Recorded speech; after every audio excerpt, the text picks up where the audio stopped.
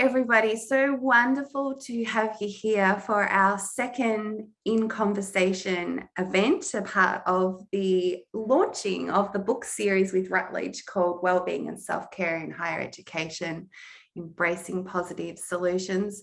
So delighted that you can be here for this hour with a whole heap of beautiful authors from a combination of book 1 and book 2, which we're so delighted to share out. So my name's Narelle. I'm an associate professor at Swinburne University of Technology in Melbourne, Australia. I also blog as Wellbeing Whisperer, and so delighted to be here as the series editor, but more humbled and delighted to bring together so many authors across the world to both publish in this series, but also to be here today and share insights and little snapshots into each of their chapters as well. I'm just going to share my screen very briefly.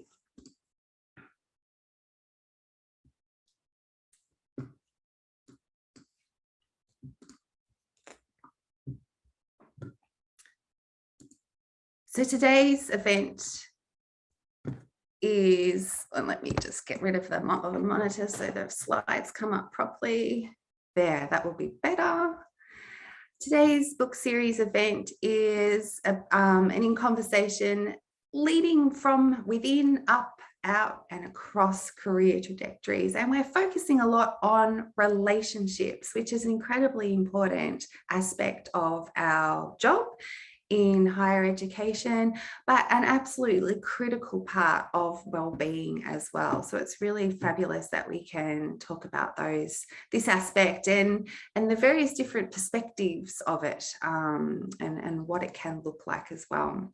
So we have an amazing collection of authors. I was almost going to say a gaggle of authors. I'm not sure where that came from. I put that down to being early morning here, and I'm so glad that Aminda, Pattie, Michelle, Emma, Kristina and Siobhan are here. I also want to acknowledge that Vilya is here from Routledge, and Jonathan, one half of Research Whisperer, is here as well, helping out in the chat.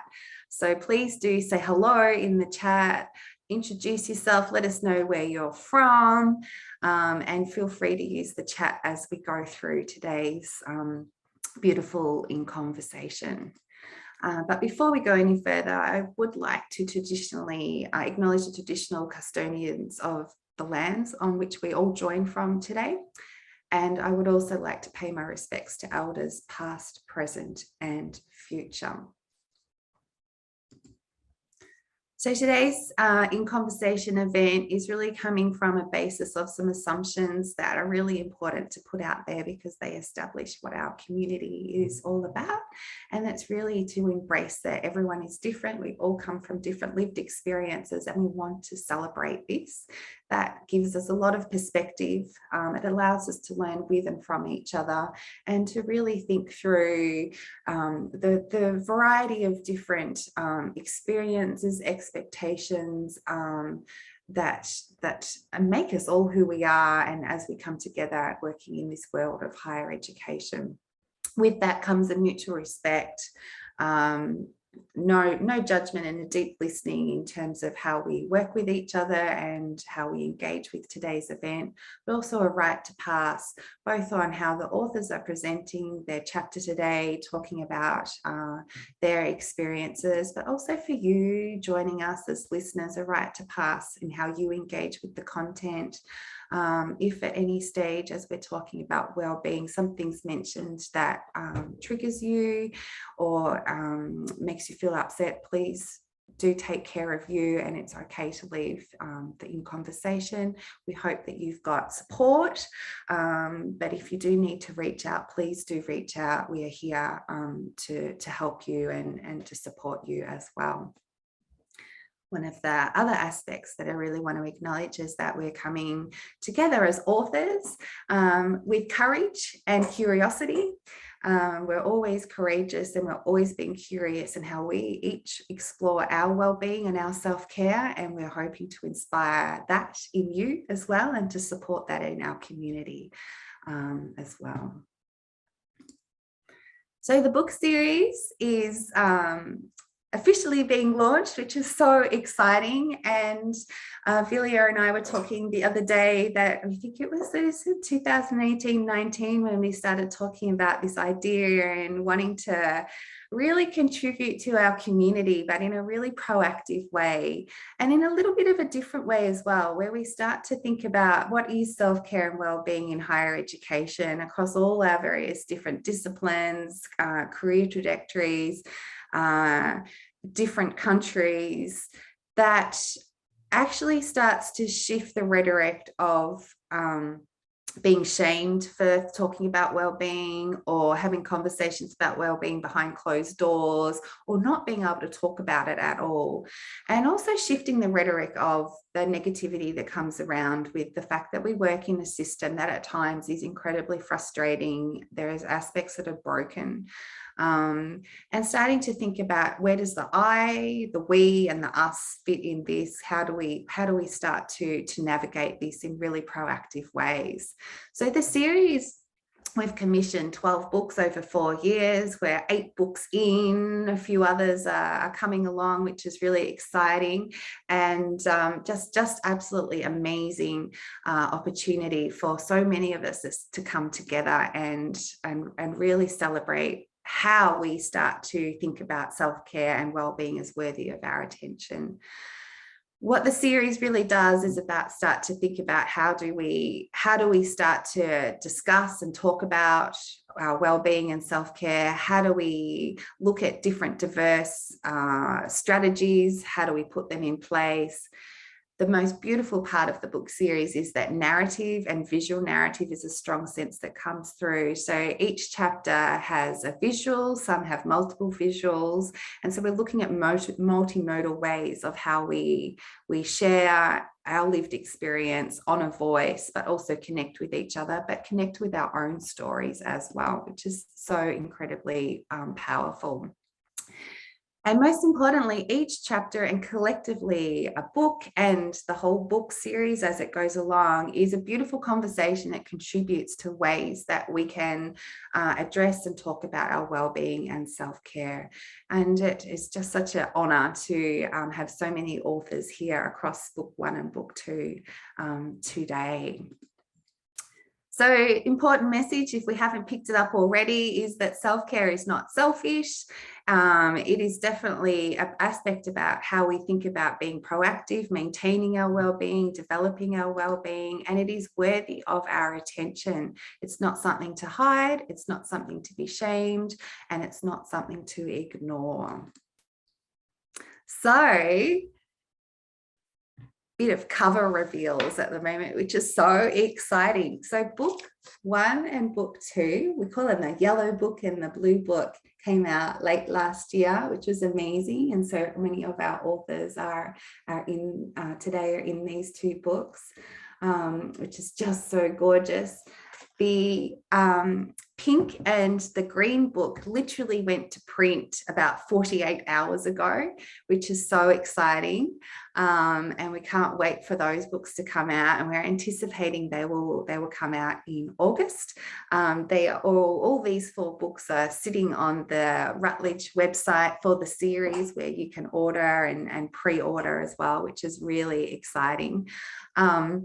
And, you know, we can see the colors are popping. That's an intentional selection of book covers. Then they pop off the bookshelves. If they're sitting on our desk, they're going to, you know, bring us joy and spark attention and conversations, which is what we want. And I'm so excited that we also have the next 4 books coming out. So these are like cover reveals in terms of what's happening, and we're starting now to move into other authors and editors leading our community within the series, which is so exciting, and coming from different countries in terms of Finland, out from Asia. as well. And for those that may have been here for the first event, which we had Tuesday evening Melbourne time, Catherine did a little pre-reveal of her book, which is coming out in next year, along with all of these other 3 as well. So we've got 4 coming out with the series very, very shortly in the new year, which is so exciting.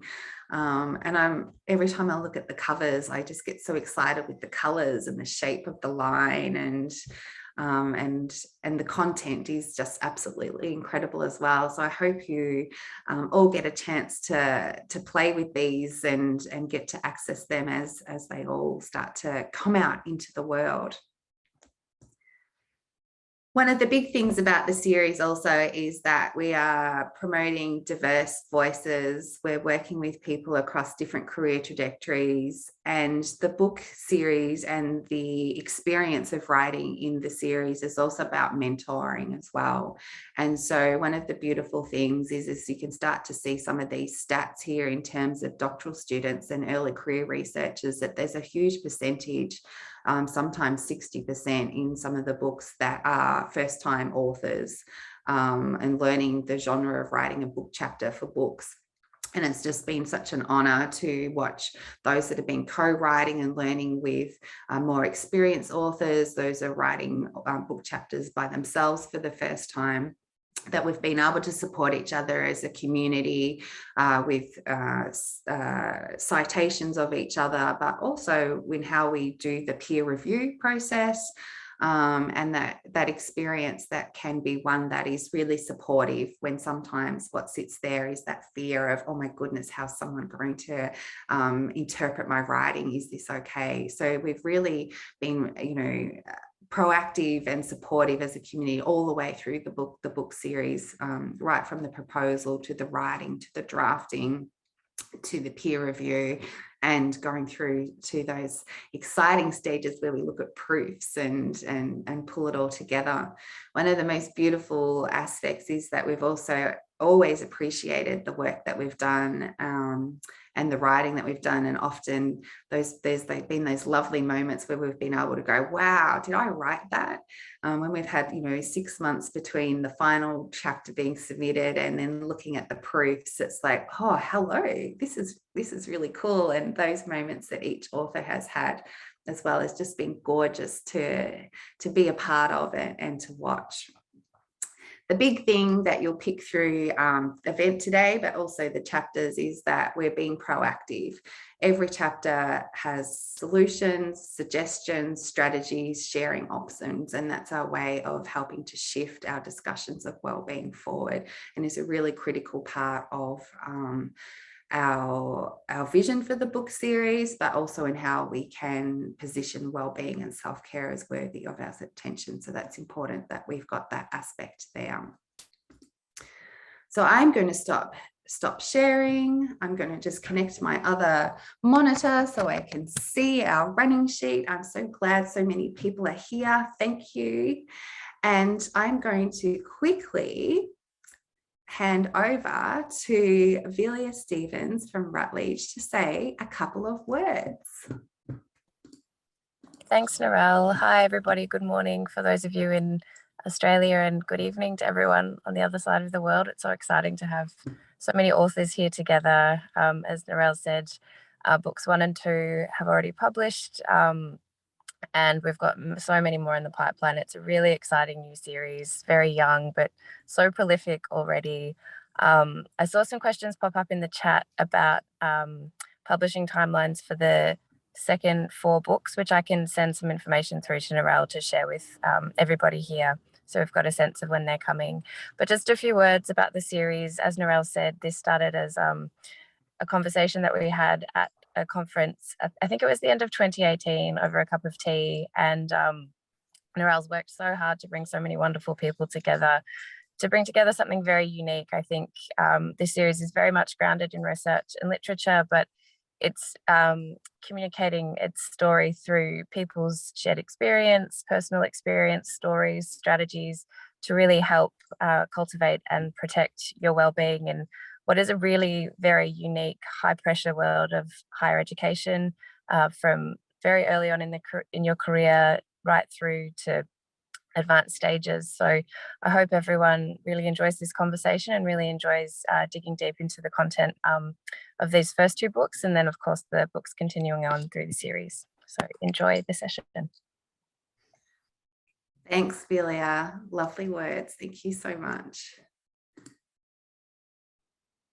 So what we are thinking about is, and I'm just going to move the spotlight off Velia, because she'll be like, no. Bear with me as we...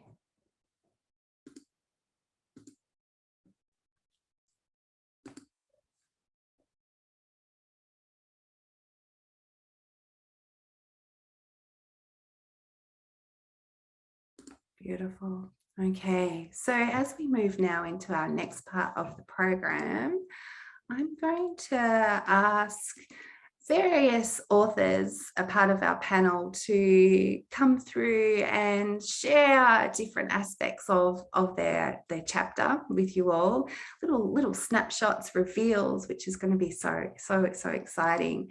The big theme for today is thinking about leading from within, up, out, and across career trajectories. And it has us thinking about relationships, and relationships with ourselves, but each other as well. So we know we work in a traditional hierarchical workforce, and there's a lot that comes with that. And I'm not going to uncover all of that layer, because we all, once I say that, there's triggers in terms of what that means with our experiences, pros and cons. But in this book series, I really envisage that we're leaders for each other. And that's really important, thinking through that. And that as authors and as readers and as peers, we're highlighting that self-care and well-being are worthy of our attention. We can lead up, we can lead across, we can lead within our communities. And that can occur no matter what the discipline is. So this is really significant, as what we begin to do is position that well-being, and especially self-care, is relational. And so this sort of starts to rebut the rhetoric that sits out there as well in terms of self-care is quite selfish, that it's in an individual act. Actually, we can't do self-care without others.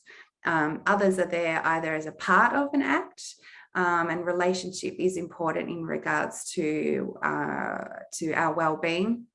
But also we need others to support us, to motivate us, to inspire us, to give us advice.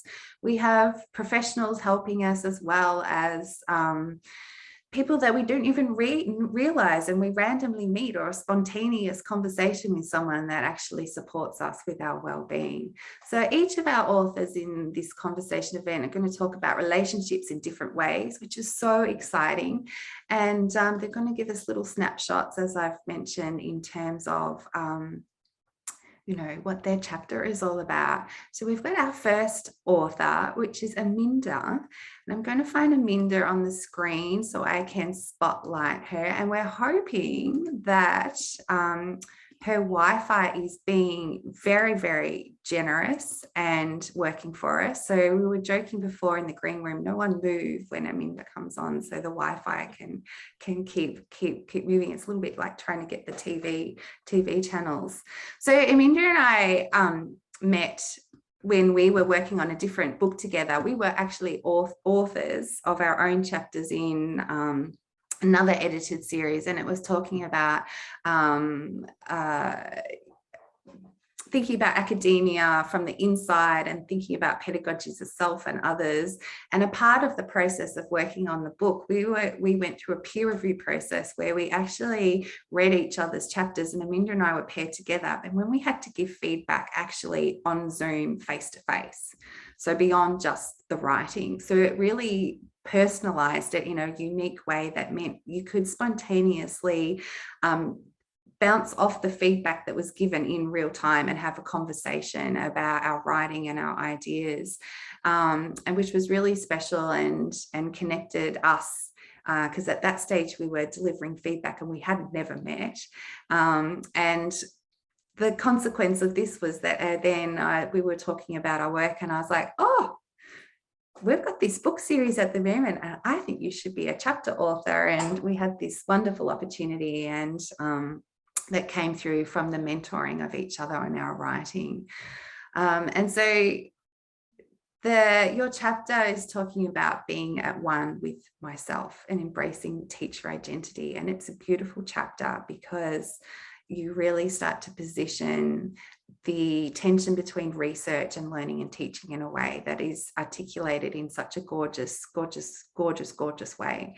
And in the text, you write the quote, "The narrative that successful academics were ones who enjoyed doing research, publishing and writing grants, and not ones who enjoyed teaching and mentoring was so ingrained in me." So I'm just going to say that again. So the narrative that successful academics were ones who enjoyed doing research, publishing and writing and grants, and not ones who enjoyed teaching and mentoring was so ingrained in me. And what your chapter does is it ignites such a powerful reaction. And that quote stands out to me because you start to share how we can embrace learning and teaching just as much as research.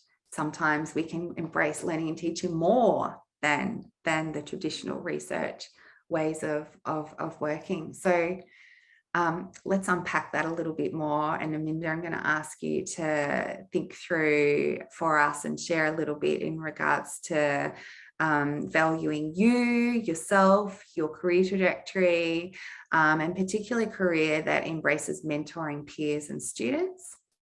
And I wonder if you can share, your thoughts about this, and also those powerful experiences that you share in the chapter about your Emory Tibet Science Initiative.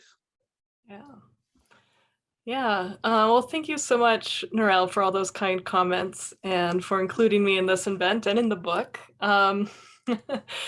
So yeah, I guess sometimes I feel silly about talking about this these days, because now that I have kind of stepped into owning in profession, I've discovered a whole world of academics who feel like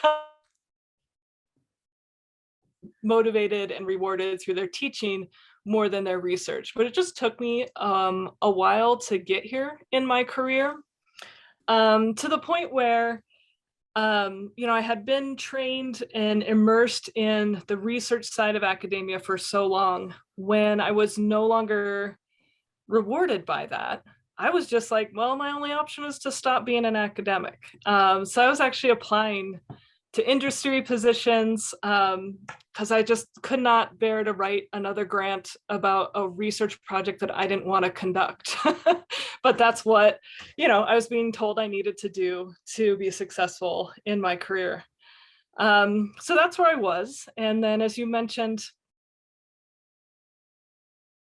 I will admit this opportunity did come through a grant. I had gotten a small grant from the Mind and Life Institute, and through their email list, I saw this call for neuroscience instructors to teach for this program called the Emory Tibet Science Initiative, which is a collaboration between Emory University in the United States and the Dalai Lama Institute to teach contemporary science to Buddhist monastic scholars that live in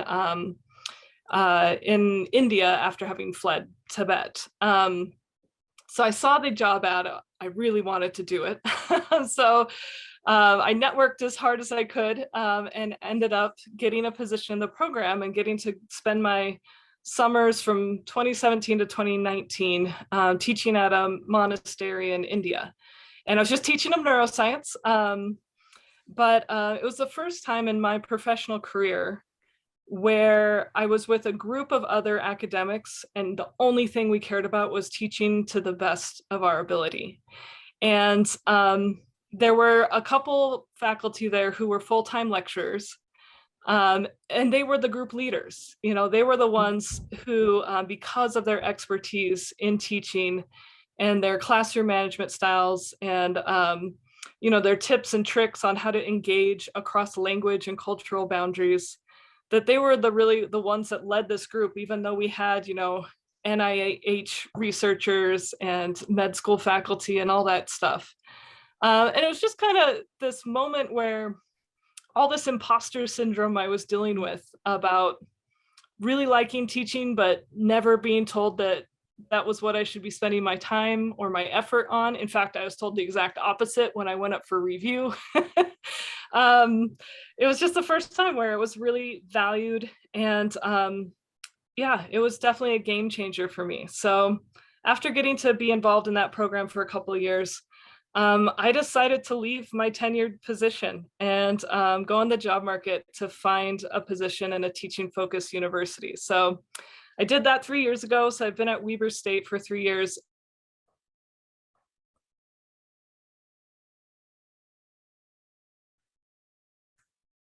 So that helps a lot. Oh, did I freeze? Just a moment. Yeah, it's all good though. Oh, okay, sorry. But yeah, so I'm at a university now that there is a culture around the professionalism of teaching is what's really valued, and what's put first. So that's been remarkable for me. But I've also like attended teaching conferences for the first time in my career, and they're like just amazing compared to going to a research conference. They're so more collaborative, so more about like sharing resources and uplifting each other than kind of, you know, being peacocks and showing off who's got the better p-values. And so yeah, so that's what I'm writing about in this chapter, and it's still very much a journey that I'm on, but I'm really, really enjoying it. Yeah, gorgeous. Thank you so much. That's just absolutely gorgeous. And your chapter really reminds us in a beautiful way about the positioning of self, which sits really beautifully also with you know, how we view ourselves as academics, and the insights that you share, and your beautiful narrative and your beautiful visual narratives that come through is just so gorgeous. So thank you for sharing those insights. Just so beautiful. Thank you. And I think about so many chapters that were written independently, but actually really connect, and almost like gallery pieces that come together and work so beautifully with each other. And Pattie's chapter with Aminda's chapter, and are just so beautifully sit next to each other in terms of the sense of self, and how this is reflected in two very different ways, but they complement each other as well. So Pattie, your chapter has us seeing past the masks, and I love this so much. And your narrative, but particularly your visual narrative, is incredibly powerful. And there's incredibly amount of layers there. And so right to pass and mutual respect into what you do and you don't share. But what I'm intrigued to hear about, and I would love for you to share with those who are joining us for this in conversation, is the impact of art making and community for our well-being. And if you can tell us more about this. Yes, thank you, Narelle. It is so exciting to be here. I'm all the way over in Canada, so it's so amazing that we can connect in this way. And thank you for inviting me to be part of this book and part of this discussion. So as you have mentioned already, Narelle, we work in a very hierarchical workforce. And so I came into academia with the vision that the mask of the academic was the only way that I was being seen in that environment, in the university. And I wasn't happy with that. As Aminda has mentioned, you know, I don't see myself only as a researcher. There's so much more to who I am and what I bring to my work. That mask of the academic didn't quite fit. But I found as I started to peel off that mask and look from behind the mask, there was other people out there. And they were looking at me as I was looking at them past our masks to see something other than just an academic who does research. So I started thinking, okay, how can I explore this within the institution that I work in? So I put on my thinking cap and I thought, well, the way I can explore this is by doing some research. So I gathered all those people together who were willing to look past that one mask only, to explore another way of being. And so what we started to do was we did a research project together, looking at and addressing creative ways to explore self-care and well-being. So we found so many important aspects that came out of this research, both on a very personal level for individuals, as we engaged in, we did things like mask making and making dolls and painting and creating. In other ways, it just tapped into certain aspects of our being that we began to share with each other, and in such an exciting way, to be able to say, you know, this is who I am. And I want to share that with other people who are like-minded. So in our groups, we would start with a meditation so that we could just kind of get away from the rat race of you know, everyday life. And then we would just delve into some creative activity and then reflect by ourselves, but then with each other. And that creation of that community was really something that everyone just found so ultimately valuable, because we could see each other. We could really see past, you know, whether it was a mask of academia or, you know, the mask of, oh, well, I'm just you know, I'm a parent, you know, whatever those masks were, we were able to sort of peel them back and just be authentically ourselves. So we began to talk like, you know, I am because I create, rather than I am because I research. So we were really together self-defining what well-being meant for us as human beings. So the time was so valuable that we spent together, that at the end of the research initiative, we didn't want to part. So we started thinking about ways that we could, you know, carry on our connection. And so what we did was we created a community of practice where we could still come together twice a month at least to just do what we've been doing, you know, some meditation, some creation, and just being able to connect in that relational way with each other that really helped to feed our souls so that we could go back and do the other parts of our academic jobs that we needed to do. The other thing that came out of this is one of the research participants was so, and this isn't part of my chapter, this is just, this is like another chapter to come. But one of the participants in the research, we started talking and we started thinking, you know what, we need to bring this to our students. So her and I began a research initiative with students in our faculty, which is the Faculty of Health, Communication, and Education. And so we had social work students, child and youth care workers, nursing students, all coming together to discover their own self-care and well-being in their own trajectory. Then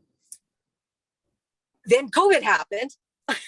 So we had these students, and we're really excited about, this progress with students in this creative way. That when we were told we can't do face-to-face anymore, they all wanted to continue on, on Zoom. So we did that. So we're in the process of just writing up those findings, but it just excites me to know that what we find for ourselves, we can then share with our students. So that's been a really big part of this trajectory for me.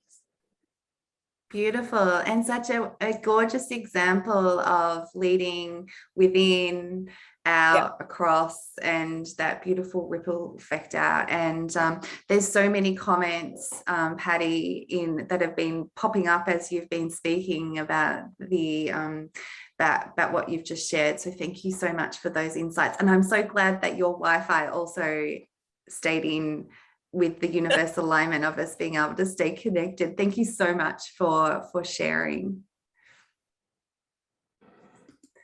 And Siobhan, what strikes me about your chapter is the comment that I'm going to read out a quote as well. And you've written on page 90 of the book that to be present beyond the demands of academia and in placing well-being at the heart of animal and human relationship. 3 King Charles Cavalier Spaniels entered our home and not only infused my well-being, but became the epicenter for the entire family during my PhD and transition into academia. It's such a powerful quote. Thank you for writing it. We're quoting you. And can I just say that Siobhan is officially, as of yesterday, Dr. Siobhan O'Brien, which is very exciting. Congratulations. Congratulations so much.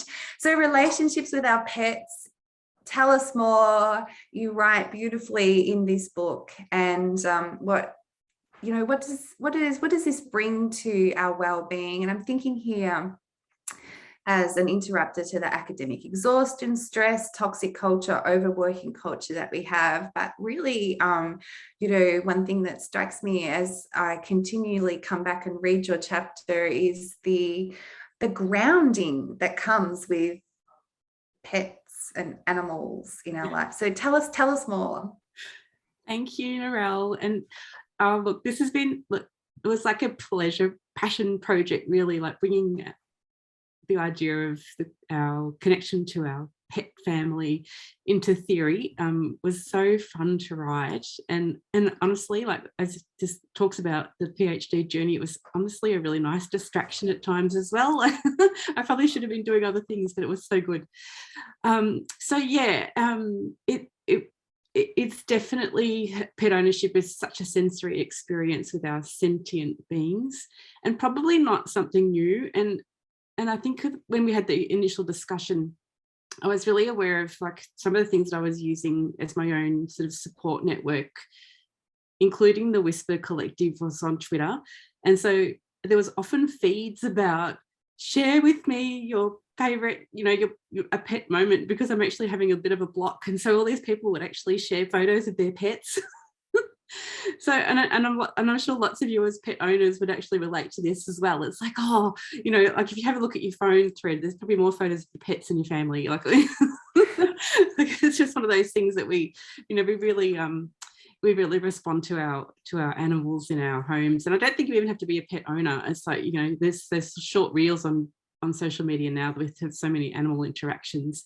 It just creates a really nice break in the moments of thinking. So your question is such a great one, and in relation to the quote, is that I think what it is that they're a cause of interruption.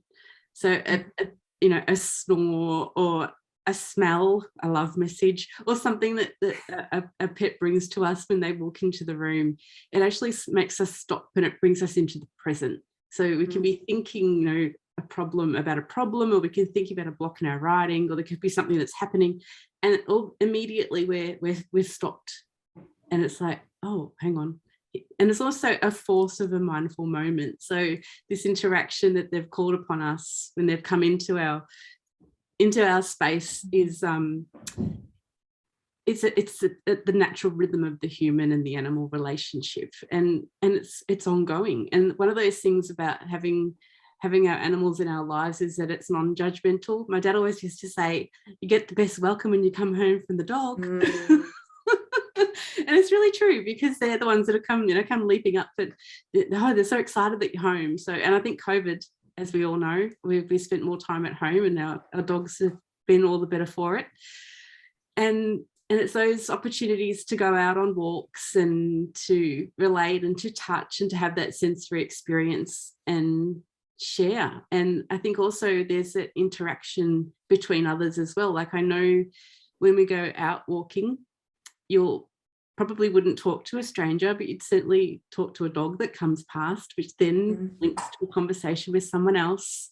And we meet people that way. And it's just a really authentic connection that comes through our sentient beings. So true, so true. And I think, it's a great reminder, is it doesn't matter what our day's been like, our pets don't care about that. They just care about you and welcoming you and giving you cuddles, and sometimes it's feed me, but it's that interaction with each other, which is beautiful. And it is an incredible interrupter and a grounding moment. And as you've highlighted, those connections. So thank you so much for being a part of the book series. It's lovely. Now, Kristina, a feature of the book series has been visual narratives, and I've mentioned that a couple of times. And in your chapter, you feature a heart, and it's incredibly powerful. And this speaks so much to your approach to relationships and how you work with others. And it's that ripple effect coming out in so many ways. And for all of us, it speaks to the metaphor of a heart is speaking to what we all want. We want to be working where we are human with each other, and we have compassion and care, and colleagues who care for us and each other, and where we feel like we belong and that we listen. And it's really humanizing our experiences. And so I wonder if you can tell us a little bit about heart and ripple effects in relation to relationships. Oh, and you're on mute. Sorry, you'd think I'd have got that by now, but never mind. Hello to everyone. And thank you so much, Narelle, for organising this event and for inviting me to be part of it. I'm very grateful. So my chapter does talk about social support and well-being. So we all know that social support in the workplace is really important, and people who have high levels of social support have higher well-being. They're more productive, they're more creative, and they experience less stress and recover more quickly when they do experience stress. So the interesting thing that I have found, though, in looking at research around social support is it's actually the social support that we give, which is a greater predictor of our well-being than the social support that we receive. So I found that really empowering when I first realised this, because we can't actually always control how much social support we're getting from people around us, but we can control how much social support that we're giving to others. So therefore, we're the greatest player in our own well-being in terms of social support, because we can control how much social support we're giving to others, which actually builds our own social support. So when we're talking about social support, it can be various forms. So it can be things like emotional support, so being compassionate and caring, that kind of thing. It can be instrumental support, so acting quickly when someone asks you to do a task or reply to an email. Informational support, which is supplying information that people need. And appraisal support, which is supplying feedback or affirmation to other people. So in my chapter, I looked at different ways that I had provided social support to other people and the impact that had on my well-being. So the heart narrative reminds me the text in the heart, which says it's the social support which I provide to others, which builds my well-being, reminds me to do that. So one of the ways that I provide social support is altruism. So altruism is something that you do to help another person. It could be in many different formats. So it could be a random act of kindness. It could be going and buying a cup of coffee for someone. It could be, as Pattie was talking about, seeing someone looking past their academic masks, seeing the real person would be an act of altruism as well. So something that I have been doing is trying to reframe my day-to-day tasks as an academic to see them through an altruistic perspective. So if I'm answering an email from a student or I'm completing a task that someone's asked me to do, reframing that to focus on the benefit the other person's getting, so the benefit the student's getting from my response, or the benefit the colleague's getting from me giving them the information that they need in a timely manner. So when I focus on the benefit the other person's getting, most of my day is consumed with altruistic activities, which provides social support to the other person, but also builds my own well-being, supports my own well-being. Another way you can enact altruism, or that I have enacted altruism, is through a charity of interpretation perspective.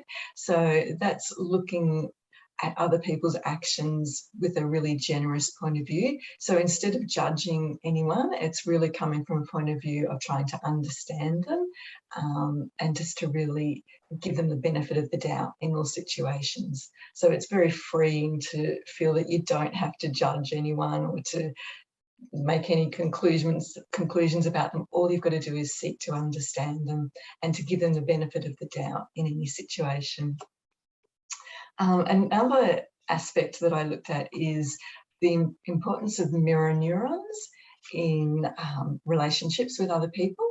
So research in the field of the brain and heart connection show that when we intentionally activate positive emotions such as hope or compassion or optimism, that our brain and heart rhythms become more coherent.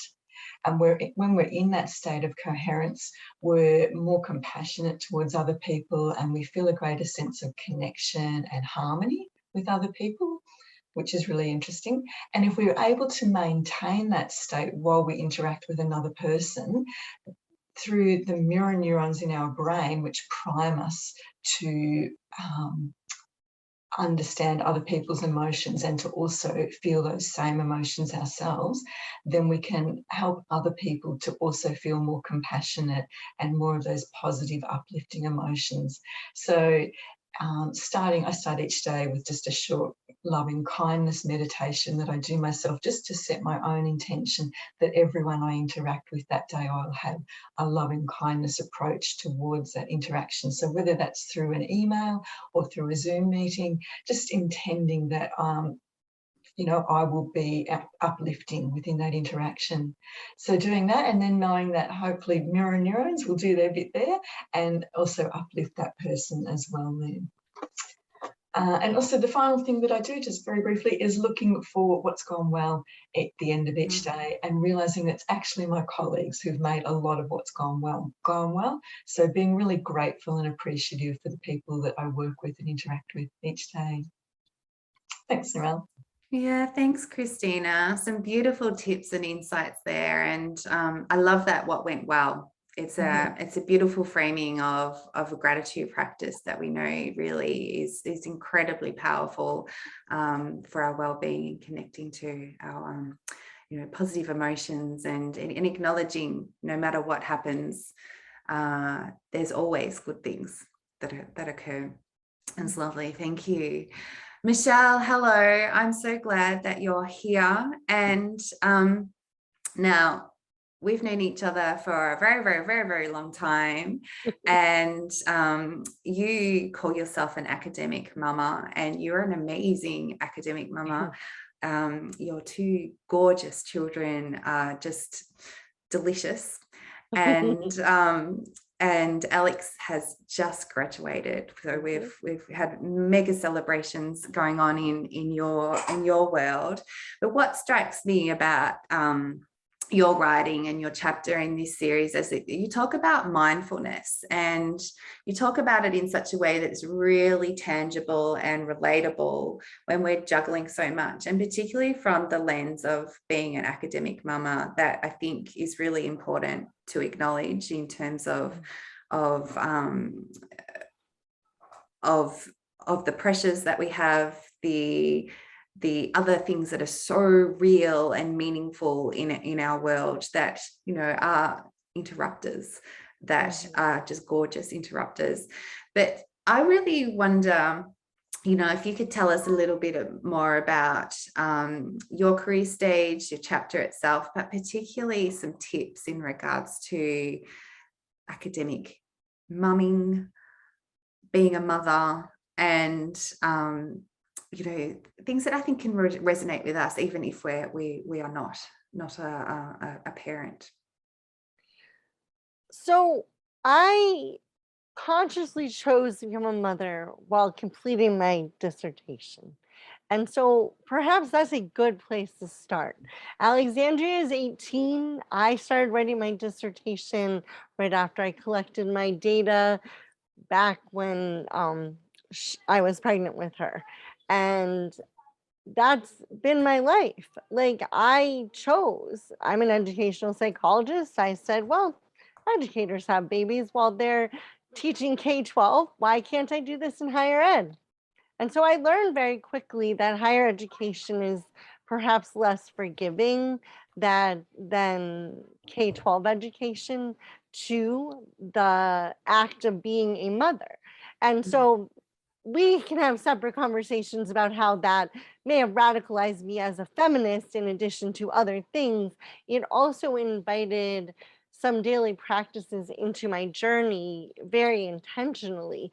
The act of breastfeeding in public became an act of political confrontation with higher ed, because I had complete tenure as a doctoral student. I had passed my prelims. I was writing my dissertation. So I just chose to bring Alex with me everywhere while I was finishing my doctorate. And because of that, I really learned and reflected on the act of breastfeeding as a mindfulness act.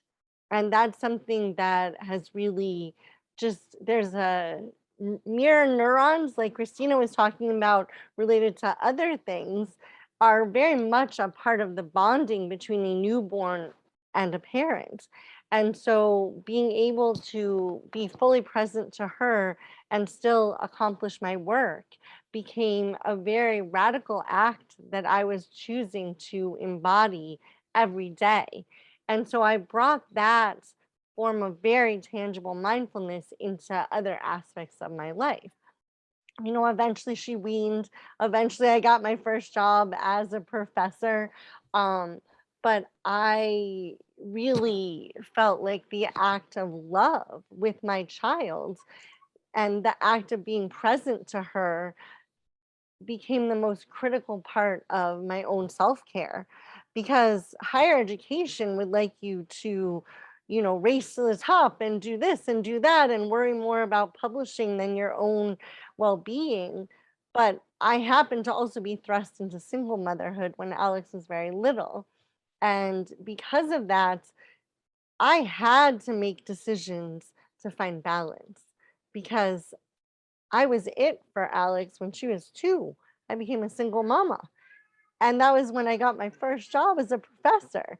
And so I really had to lean into it. There's a lot of corporate people recently who have written about, leaning in instead of stepping back. Well, I leaned in. And I haven't always played by the rules. I currently have stepped back from the full-time professorship for an entirely different reason. Personally, my mom was going through breast cancer, and perhaps because I had already forged this mindfulness as a self-care act and the capacity to find this type of balance, I was able to leave a professorship and move across the country to be present to my mother. And I'm so grateful I did. And in the meantime, I also had another baby and got remarried, but leaning into just that true embodied present moment awareness is one of the most important things that I've forged over the last 18 years of my life. And I'm not good at 5-minute talks, so I'm gonna censor myself, because Narelle and I could talk for a whole hour easily about this stuff. Indeed, indeed. But your insights have just been absolutely gorgeous. Thank you. And there's lots of chat going on as well, popping up there, Michelle, to check out. That's being generated as you have spoken. So thank you. I wanted to invite our last panelist today, and Emma from over in Toronto, who's currently having a mega heat wave. Some of us are sitting in a mega chill wave. Emma is sweating it out in a mega heat wave. And Emma, you have written a chapter with a number of co-authors, and it's a absolutely gorgeous chapter, incredibly powerful. And I'll let you share the insights into the content of the chapter. But I'm really also interested, and I wonder if you can also share insights into the co-writing process, because we've talked a lot about those place of relationships, but the co-writing is also a critical aspect to relationships, and the co-writing process can be incredibly stressful, but sometimes it can be an incredibly rewarding experience that facilitates and supports and boosts our well-being as well. So it's, we go from hard to complex and everything in between in the co-writing process. And I see it as an opportunity where for all of us, we have a role. We can lead from within, up, across, within, career trajectories. And for you, that I think has very much been an example with this group of authors. So I'm interested in your perspective to talk about that. But first of all, just tell us a little bit about yourself, where you're at in your career stage, and then, some insights into your chapter as well. Okay. Certainly. And thank you so much, Narelle, for welcoming me to this conversation, and to also contribute to this beautiful book. And thank you also to all my fellow panelists. I've learned so much, and I plan to follow up with others as well. So I really love how you talk about co-author relationships, because I really am and was and am continue to be inspired by my co-authors from this chapter, which are Dr. Yasna Schwinn, Dr. Heather Beanlands, Dr. Lori Schindel-Martin, and Dr. Daria Romaniuk. And so for me, these scholars all exemplify women who are achieving outstanding academic scholarship while managing their well-being in a holistic sense. And as I'm increasingly learning, this is really no easy feat, even though they make it look so easy. And so getting to know them sort of as a master's student at the time, through the choir, through Alamis Choir, helped me to see how I could learn this way of being through finding time for community, relationships, hobbies, and self-expression. So for me, seeing them at choir rehearsal was a tacit permission for me to take a break. And then being part of Alamis Choir helped me to explore how I could experience well-being within higher education. In fact, even to go as far as to feel nourished in that context. And it's funny because to me, like, the whole building is associated with stress. So to switch it to a well-being was really like a track switch. And in fact, that's what the name Alamis means, to nourish, strengthen, and heal. So the choir rehearsals then became a part of my weekly routine of self-care. Before practice, I would go swimming in the university pool, and after I'd go home to eat dinner instead of working late. So in the chapter, I likened my experience of the choir to birds in a garden, accessing the bath at their leisure and singing together. So the routine I built around the choir then helped me to maintain my work boundaries, express my creative self, and gain new perspectives while taking a break from all the work of being a graduate student. with our chapter, we encourage others and to start their own choirs if that serves you, and to provide practical tips on how to do so. So I really enjoyed that experience. So now I'm starting out in my PhD program, and I'm half done coursework and applying for new instructorships in the fall. So I can sense those pressures building up again. And what I really loved about what you were sharing, Michelle, is the experience of being a mother on top of it. So I got accepted to the program, and I had the newborn baby a month before the program began.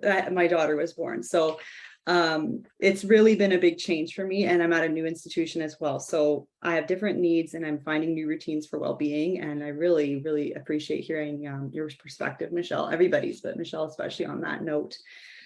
So as I move forward in my well-being practice in this new context, I'm still inspired by my co-authors and other scholars whose wisdom still guides me. So in my work now, I want to learn more about how women sustain their well-being across the career trajectory and the role of mindful self-compassion to do so. So to better understand this, I'm actually crafting my dissertation on women scholars' experiences of self-compassion in higher education. So I'm also working on developing a pedagogy inclusive of the scholarship of love, which is inspired by the work of bell hooks and holistic educator Jack Miller. So for me, this includes explicitly addressing perfectionism, which is common among learners and teachers in higher education, all of us, to promote a joy and a love of learning and less on like busy work focus in education. To focus on spirituality in education and the role of contemplation in learning. Setting boundaries around what's acceptable for me is make work assignments instead of meaningful learning.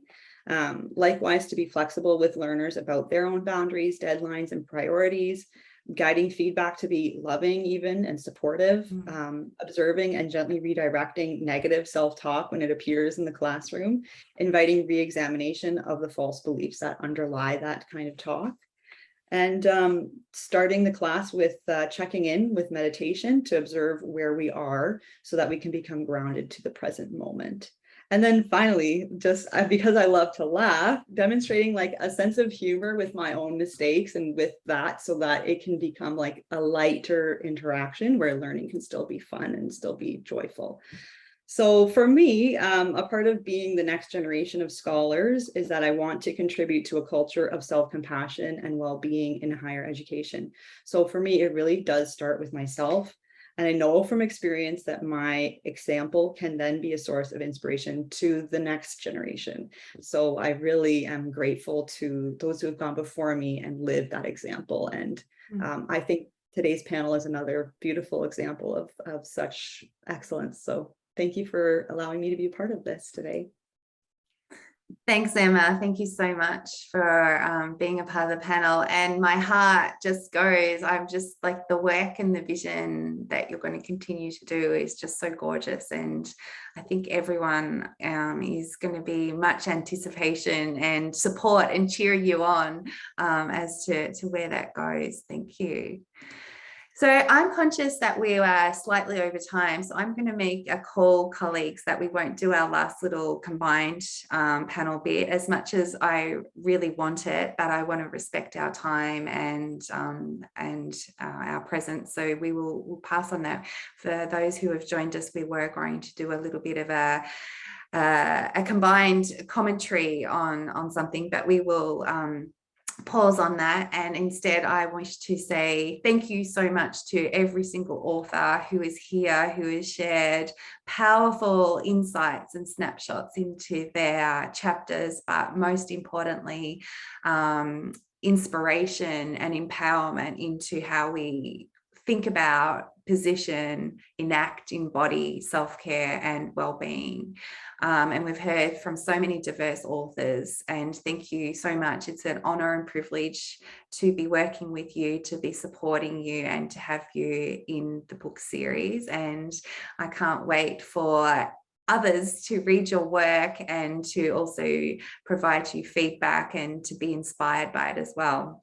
for those that you have joined us today, thank you so much. We have 2 other events a part of the book launch series as well happening next week. You are more than welcome to join us. It would be fabulous. And I wish to say thank you all for being here. Thank you all for the interest in self-care and well-being. Thank you all in the interest too of the series. We're hoping to really form a gorgeous community where we really support each other to be proactive and to help each other navigate the complexity of the world that it is that we study, work in as well. So thank you, everybody. For those that are just starting their day, I wish you a gorgeous day. I hope it is fabulous. I hope you get to share the joy of this morning. For those that are ending their day, I hope that you have gorgeous, gorgeous evenings with your loved ones. And thank you everybody so much for being here. Thank you for supporting the book series, and I look forward to connecting with you all in some way as we go out into our world. So thank you everybody, and goodbye.